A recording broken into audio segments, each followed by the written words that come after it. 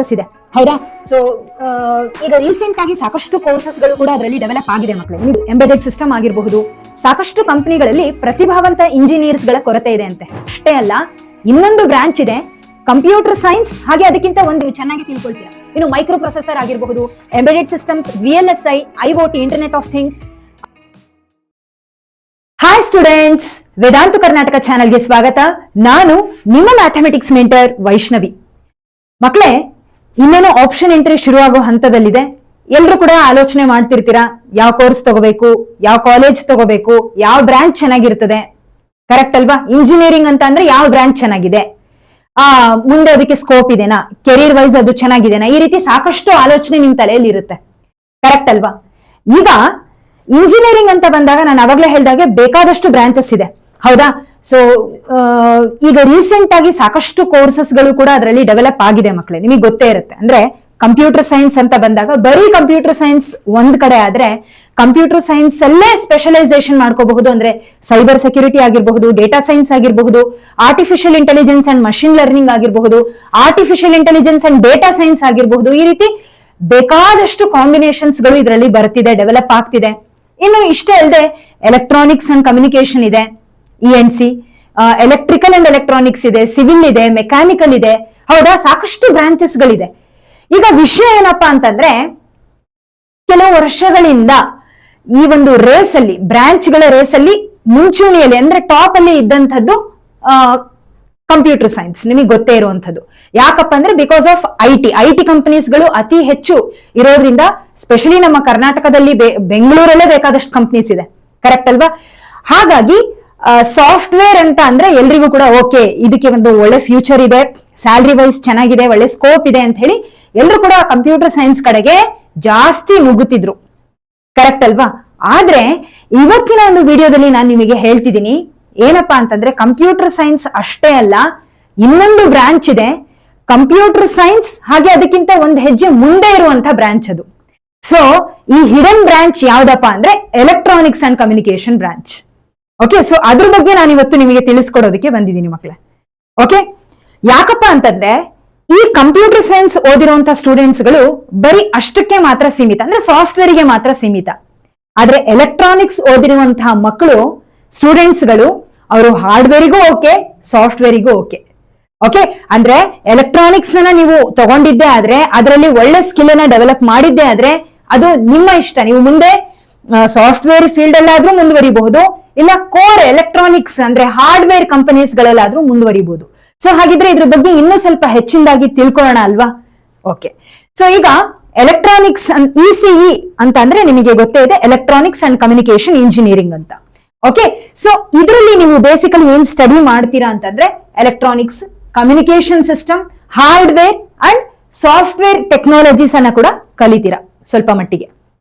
Okay, fine. ಈಗ ಈ electronics ಅಂದ್ರೆ ಏನು ಅನ್ನೋದನ್ನ ಅರ್ಥ ಮಾಡ್ಕೊಂಡ್ವಿ. ಯಾಕೆ ಎಲೆಕ್ಟ್ರಾನಿಕ್ಸ್ ಅನ್ನ ತಗೋಬೇಕು ಅನ್ನೋದನ್ನ ಇವಾಗ ನೋಡೋಣ. ಯಾಕಪ್ಪ ಎಲೆಕ್ಟ್ರಾನಿಕ್ಸ್ ಬೇಕು ಅಂತಂದ್ರೆ ಮಕ್ಕಳೇ, ಈ ಒಂದು ಎಲೆಕ್ಟ್ರಾನಿಕ್ಸ್ ಅಂದ್ರೆ ಚಿಪ್ ಡಿಸೈನಿಂಗ್ ಆಗಿರಬಹುದು, ಎಂಬೆಡೆಡ್ ಸಿಸ್ಟಮ್ ಆಗಿರಬಹುದು, ಸಾಕಷ್ಟು ಕಂಪನಿಗಳಲ್ಲಿ ಪ್ರತಿಭಾವಂತ ಇಂಜಿನಿಯರ್ಸ್ ಗಳ ಕೊರತೆ ಇದೆ ಅಂತೆ. ಅಂದ್ರೆ ಎಲೆಕ್ಟ್ರಾನಿಕ್ಸ್ ಇಂಜಿನಿಯರ್ಸ್ ಗಳು ಇನ್ನು ಸಾಕಷ್ಟು ಜನ ಬೇಕಾಗಿದ್ದಾರೆ. ಅರ್ಥ ಆಗ್ತಿದೆಯಲ್ಲ? ಅಂದ್ರೆ ಮುಂದಿನ ಒಂದು 5 ರಿಂದ 10 ವರ್ಷದಲ್ಲಿ ಇದಕ್ಕೆ ತುಂಬಾನೇ ಸ್ಕೋಪ್ ಹೆಚ್ಚಿಗೆ ಆಗುತ್ತೆ, ಫ್ಯೂಚರ್ ತುಂಬಾ ಚೆನ್ನಾಗಿದೆ ಇದರಲ್ಲಿ. ಸೊ ಹಾಗಾಗಿ ನೀವು ಎಲೆಕ್ಟ್ರಾನಿಕ್ಸ್ ಅನ್ನ ತಗೊಂಡಿದ್ದೆ ಆದ್ರೆ ಅಫ್ಕೋರ್ಸ್ ನೀವು ಸಾಫ್ಟ್ವೇರ್ಗೂ ಕೂಡ ಯಾವ ಮೂಮೆಂಟ್ ಅಲ್ಲಾದ್ರೂ ಹೋಗ್ಬೋದು, ನಿಮ್ಮ ರೂಟ್ ಅನ್ನ ಚೇಂಜ್ ಮಾಡ್ಕೋಬಹುದು. ಅಷ್ಟೇ ಅಲ್ಲದೆ ನಿಮಗೋಸ್ಕರನೇ ಕೋರ್ ಎಲೆಕ್ಟ್ರಾನಿಕ್ ಕಂಪನೀಸ್ಗಳು, ಹಾರ್ಡ್ವೇರ್ ಕಂಪನೀಸ್ಗಳು ಯಾವಾಗ್ಲೂ ಬಾಗಿಲು ತೆಗೆದುಕೊಂಡು ಇದ್ದೇ ಇರ್ತವೆ. ಓಕೆ, ಅರ್ಥ ಆಗ್ತಿದೆ ಅಲ್ಲ? So ECE is a hybrid branch that opens opportunities in both hardware and software. ನಾನು ಇವಾಗ ತಾನೇ ಹೇಳ್ದ ಹಾಗೆ ಎರಡೂ ಕಡೆಯಲ್ಲೂ ಕೂಡ ನಿಮಗೆ ಅಪರ್ಚುನಿಟಿ ಯಾವಾಗ್ಲೂ ಇರುತ್ತೆ. ಅರ್ಥ ಆಗ್ತಿದೆ ಅಲ್ಲ? ಸೆಮಿ ಕಂಡಕ್ಟರ್ ಆಗಿರಬಹುದು, chip designing, embedded system, micro processors, ಸಾಕಷ್ಟು ಫೀಲ್ಡ್ ಗಳಲ್ಲಿ ನೀವು ಮುಂದುವರಿಬಹುದು if you choose electronics and communication. Okay, fine. ಇನ್ನು ಇದರಲ್ಲಿ ನೀವು ಯಾವೆಲ್ಲ ಸಬ್ಜೆಕ್ಟ್ ಗಳನ್ನ ಮೇಜರ್ ಆಗಿ ಓದ್ತೀರಾ ಅಂತ ಅಂದ್ರೆ, ಎಲೆಕ್ಟ್ರಾನಿಕ್ಸ್ ಬಗ್ಗೆ ತಿಳ್ಕೊಂತೀರಾ, ಕಮ್ಯುನಿಕೇಶನ್ ಸಿಸ್ಟಮ್ ಕಮ್ಯುನಿಕೇಶನ್ ಪ್ರಾಸೆಸ್ ಯಾವ ರೀತಿ ವರ್ಕ್ ಆಗುತ್ತೆ ಅನ್ನೋದನ್ನ ನೀವು ಇದರಲ್ಲಿ ನೋಡ್ತೀರಾ. ಡೇಟಾ ಕಮ್ಯುನಿಕೇಶನ್ ಅಂತ ಹೇಳಿ ಇನ್ ಡೆಪ್ತ್ ಆಗಿ ನಿಮಗೆ ಯಾವ ರೀತಿ ಕಮ್ಯುನಿಕೇಶನ್ ವರ್ಕ್ ಆಗುತ್ತೆ ಸಿಸ್ಟಮ್ ಅನ್ನೋದನ್ನ ತಿಳಿಸ್ಕೊಡ್ತಾರೆ. ಏನು ಡಿಜಿಟಲ್ ಸರ್ಕ್ಯೂಟ್ಸ್ ಗಳ ಬಗ್ಗೆ, of course digital circuits are the king here, ಅದ್ರ ಬಗ್ಗೆ ನೀವು ಚೆನ್ನಾಗಿ ತಿಳ್ಕೊಳ್ತೀರಾ. ಇನ್ನು ಮೈಕ್ರೋ ಪ್ರೊಸೆಸರ್ ಆಗಿರಬಹುದು, embedded systems, VLSI, IoT, internet of things, ಹಾಗೆ ಸಿಗ್ನಲ್ ಪ್ರೊಸೆಸಿಂಗ್ ಸಿಸ್ಟಮ್ಸ್, ಪ್ರತಿಯೊಂದನ್ನು ಕಲಿತೀರಾ. ತುಂಬಾ ಚೆನ್ನಾಗಿರುತ್ತೆ ಸಬ್ಜೆಕ್ಟು. ಫ್ರಾಂಕ್ ಆಗಿ ಹೇಳಬೇಕು ಅಂತಂದ್ರೆ ಎಲೆಕ್ಟ್ರಾನಿಕ್ಸ್ ತುಂಬಾ ಈಸಿ ಆಗಿರುವಂತಹ ಒಂದು ಬ್ರಾಂಚ್ ಅಲ್ಲ, ಆದ್ರೆ ಮಾಡ್ಲಿಕ್ಕೆ ಸಾಧ್ಯನೇ ಇಲ್ಲದೆ ಇರುವಂತಹ ಬ್ರಾಂಚ್ ಕೂಡ ಅಲ್ಲ. ತುಂಬಾ ಇಂಟ್ರೆಸ್ಟಿಂಗ್ ಆಗಿರುವಂತಹ ಒಂದು ಬ್ರಾಂಚ್. ನಾನು ಎಲೆಕ್ಟ್ರಾನಿಕ್ಸೇ ಮಾಡಿರೋದು, ಹಾಗಾಗಿ ನಿಮಗೆ ಹೇಳ್ತಿರೋದು ತುಂಬಾ ಚೆನ್ನಾಗಿರುವಂತಹ ಬ್ರಾಂಚ್. ನಿಮಗೆ ಒಳ್ಳೆ ಸ್ಕೋಪ್ ಕೂಡ ಚೆನ್ನಾಗಿದೆ. ಅರ್ಥ ಆಗ್ತಿದೆ ಅಲ್ವಾ? ನೀವು ನಿಜವಾಗ್ಲೂ ಜೆನ್ಯೂನ್ ಆಗಿ ಅದರಲ್ಲಿ ಇಂಟ್ರೆಸ್ಟ್ ಇದ್ರೆ ಮಾತ್ರ ಇದರಲ್ಲಿ ಮುಂದುವರಿಬೇಕು. ಅಂದ್ರೆ ನಿಮಗೆ ಸ್ವಲ್ಪ ಫಿಸಿಕ್ಸ್ ಬಗ್ಗೆ, ಮ್ಯಾಥಮೆಟಿಕ್ಸ್ ಬಗ್ಗೆ ಒಂದಿಷ್ಟು ಇಂಟ್ರೆಸ್ಟ್ ಇದೆ, ಅದ್ರ ಮೇಲೆ ಒಂದು ಕಮಾಂಡ್ ಇದೆ ಅಂತಂದ್ರೆ ನೀವು ಮುಂದುವರೆದ್ರೆ ಒಳ್ಳೇದು ಮಕ್ಕಳೇ. ಹಾಗೆ ಎಲೆಕ್ಟ್ರಾನಿಕ್ಸ್ ಇಷ್ಟ ಇರಬೇಕು. ಇಲ್ಲ ನನಗೆ ಕೋಡಿಂಗ್ ಇಷ್ಟ, ಎಲೆಕ್ಟ್ರಾನಿಕ್ಸ್ ಅಂದ್ರೆ ನನಗೆ ಅಷ್ಟಕ್ಕಷ್ಟೇ ಅಷ್ಟು ಇಷ್ಟ ಆಗಲ್ಲ ಅಂತ ಅನ್ನೋರು ಸ್ವಲ್ಪ ಯೋಚನೆ ಮಾಡ್ರಿ. Okay, but it's okay. ನನಗೆ ಅದ್ರ ಬಗ್ಗೆ ಇನ್ನೂ ಅಷ್ಟೊಂದು ಐಡಿಯಾ ಇಲ್ಲ.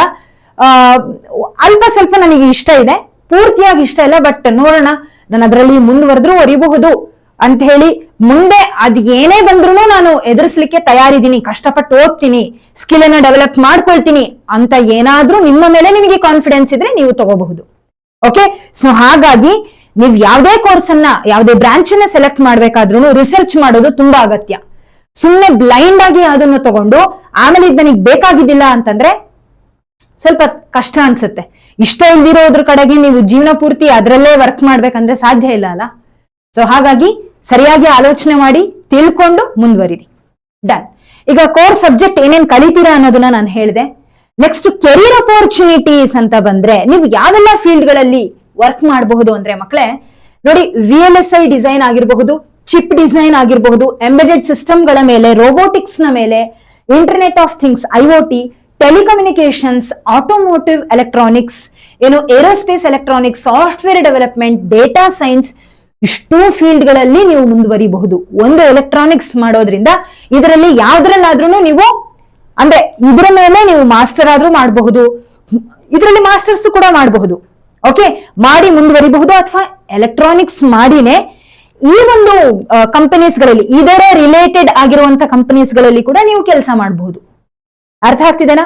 ಸೊ ಅಪರ್ಚುನಿಟೀಸ್ ಬೇಕಾದಷ್ಟಿದೆ. ಫೈನ್. ಇನ್ನು ರಿಕ್ರೂಟರ್ಸ್ ಅಂತ ಬಂದಾಗ ಅಫ್ಕೋರ್ಸ್ ಟಾಪ್ ಕಂಪನೀಸ್ಗಳು ಬೇಕಾದಷ್ಟಿದಾವೆ. ಇಂಟೆಲ್ ಇಂದ ಹಿಡಿದು ಮರ್ಸಿಡೀಸ್ ಬೆನ್ಸ್ ಆಗಿರಬಹುದು, ಅರ್ಥ ಆಗ್ತಿದೆನಾ? ಇನ್ನು ಎನ್ವಿಡಿಯಾ ಆಗಿರಬಹುದು, ದೆನ್ ಟೆಕ್ಸಾಸ್ ಆಗಿರಬಹುದು, ಸ್ಯಾಮ್ಸಂಗ್, ಹಾಗೆ ಸಾಕಷ್ಟು ಸೆಮಿ ಕಂಡಕ್ಟರ್ ಕಂಪನೀಸ್ಗಳು ಕೂಡ ಒಳ್ಳೆ ಒಳ್ಳೆ ಕಂಪನೀಸ್. ಇದೆಲ್ಲ ಜಸ್ಟ್ ನಾನು ನಿಮಗೆ ಮೆನ್ಷನ್ ಮಾಡಿರೋದು. ಇದನ್ನ ಬಿಟ್ಟು ಇನ್ನು ಬೇಕಾದಷ್ಟು ಕಂಪನೀಸ್ಗಳು ಹೈರ್ ಮಾಡ್ತವೆ. ಇದು ನಾನು ಹೇಳ್ತಿರೋದು ಕೋರ್ ಎಲೆಕ್ಟ್ರಾನಿಕ್ಸ್ ಬಗ್ಗೆ. ಸಾಫ್ಟ್ವೇರ್ ಅಲ್ಲೂ ಕೂಡ ನಿಮಗೆ ಅಪರ್ಚುನಿಟೀಸ್ ಇದೆ. ಯೋಚನೆ ಮಾಡಿ, ಈ ಕಡೆಗೂ ನಿಮಗೆ ಬಾಗ್ಲು ಓಪನ್ ಇದೆ, ಈ ಕಡೆಗೂ ಬಾಗ್ಲು ಓಪನ್ ಇದೆ. ಎರಡರಲ್ಲಿ ಯಾವ್ದಾದ್ರು ನೀವು ಎಲೆಕ್ಟ್ರಾನಿಕ್ಸ್ ಮೇಲೆ ಜಾಸ್ತಿ ಒಲವಿದ್ರೆ ಕೋರ್ ಎಲೆಕ್ಟ್ರಾನಿಕ್ಸ್ ಮೇಲೆ ನೀವು ವರ್ಕ್ ಮಾಡಬಹುದು. ಸಾಫ್ಟ್ವೇರ್ ಅಲ್ಲಿ ಸ್ವಲ್ಪ ಚೆನ್ನಾಗಿದೆ ಅಂದ್ರೆ ಅಲ್ಲೇ ಸ್ಕಿಲ್ ಅನ್ನ ಜಾಸ್ತಿ ಡೆವಲಪ್ ಮಾಡಿ ಸಾಫ್ಟ್ವೇರ್ ಫೀಲ್ಡ್ಗೆ ಹೋಗ್ಬೋದು. ಅಂದ್ರೆ ಪ್ರೋಗ್ರಾಮಿಂಗ್ ಕಲ್ತ್ಕೊಂಡು ಕೆಲವು ಪರ್ಟಿಕ್ಯುಲರ್ ರಿಕ್ವೈರ್ ಆಗಿರುವಂತಹ ಲ್ಯಾಂಗ್ವೇಜಸ್ ಗಳನ್ನ, ಅಂದ್ರೆ ಯಾವ್ದಾದ್ರು ಪೈಥಾನ್ ಆಗಿರಬಹುದು, C# ಆಗಿರ್ಬೋದು, ಈ ರೀತಿ ಸಾಕಷ್ಟು ಲ್ಯಾಂಗ್ವೇಜಸ್ ಗಳಿದೆ. ಜಾವಾ ಇದೆ, ಹೌದಾ? ಇನ್ನು ಅದರಲ್ಲೇ ನೀವು ಸ್ಪ್ರಿಂಗ್ ಬೂಟು, ಹೌದಾ, ಈ ರೀತಿ ಬೇರೆ ಬೇರೆ ಟೂಲ್ಸ್ ಗಳು, ಫ್ರೇಮ್ ವರ್ಕ್ಸ್ ಎಲ್ಲ ಬರ್ತವೆ. ಅದನ್ನು ನೀವು ಚೆನ್ನಾಗಿ ಡೆವಲಪ್ ಮಾಡ್ಕೊಂಡು ಮುಂದುವರಿಬಹುದು.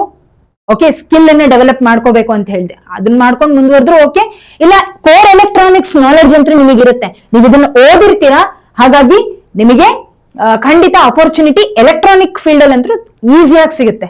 ಸಾಫ್ಟ್ವೇರ್ ಅಂತ ಬಂದಾಗ ಸ್ವಲ್ಪ ಸ್ಕಿಲ್ ಡೆವಲಪ್ಮೆಂಟ್ ಅಗತ್ಯ ಇರುತ್ತೆ. ಓಕೆ, ಆಲ್ ರೈಟ್, ಸರಿ. ಇನ್ನು ಸ್ಯಾಲ್ರಿ ಅಂತ ಬಂದಾಗ ಟ್ರಸ್ಟ್ ಮೀ, ಸಾಕಷ್ಟು ಜನನ ನೋಡಿದೀನಿ.